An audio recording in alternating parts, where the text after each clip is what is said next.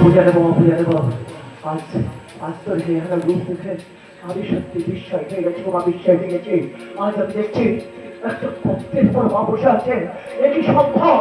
অমর বিষয়ে কবুল কামিনী ভাই তাই না জানি আমার পুজোতে রাক্ষসী সীতারা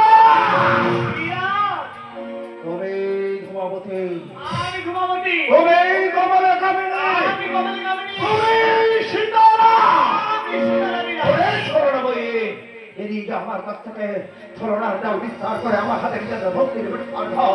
বেরিয়ে যাও রাক্ষসী, বেরিয়ে যাও। আরে দেখ দেখ নিত্য পূজিতা হই স্বামীর সহিতে কাশী যাব বাজে আর এই চৈত্র মাসে শুক্ল অষ্টমী তিথিতে প্রতি ঘরে পূজিতা নেই। তবে দেখ আমার সেই অন্নপূর্ণা মূর্তি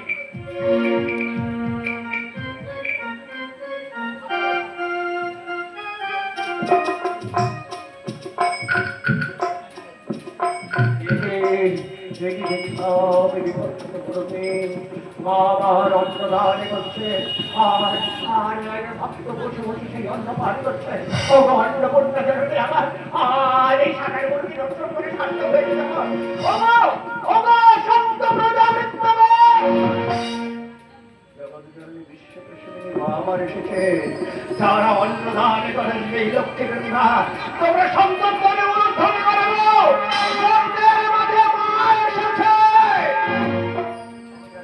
আজ আমি তোমার চরণে দেবো ভক্তির অঞ্জলি। আমি তোমাকে ডাকবো বাবা বলে নেবাগে আমার সত্যের ভক্তির পুষ্পারে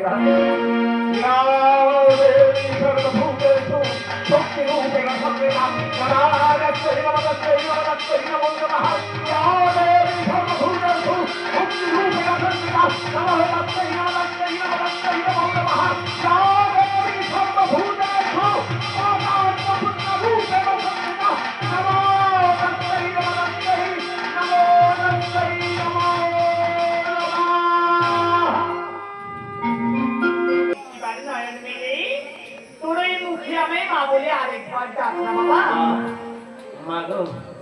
আজ আজ সত্যি ভান্ডামে ভান্ডার আজ আজ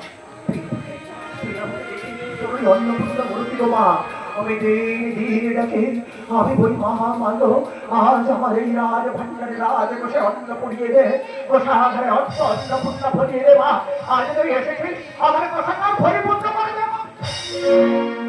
বিরাট বিরাট পুজো দে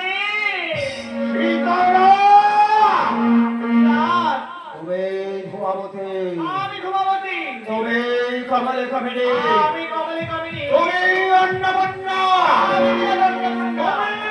সীতারা আমি সীতারা বিরাট ওরে ছড়াবই বেরিয়ে যা বেরিয়ে যা রাক্ষসী বেরিয়ে যা এই মুহূর্তে আমার শয়ন কক্ষ থেকে দূর বিরাট তবে তাকিয়ে দেখ ওই আমি সামান্য দেবী তাথই নিত্যে করেছিলাম বিশ্ব ব্রহ্মাণ্ড কম্পিত দর্শন কর আমার সেই চামড় চণ্ডিকা মূর্তি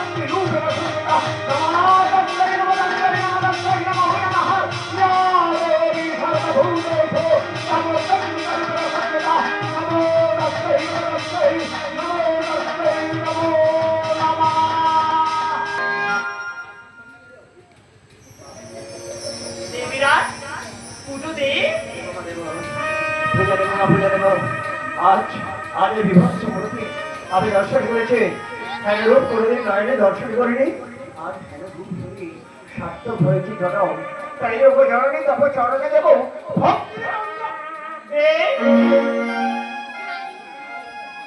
দাদাভাই মা বলি আরে বিরাট ডাক বাবা সীতারা তবে ঘুমাবতে ঘুমাবতী তবে কমলে কামিনী আমি কমলে তবে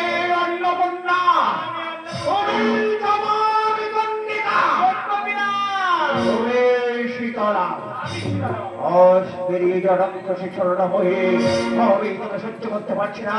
বেরিয়ে যা রাক্ষসী, বেরিয়ে যা আমার স্মরণ কক্ষ থেকে দূর হয়ে যা।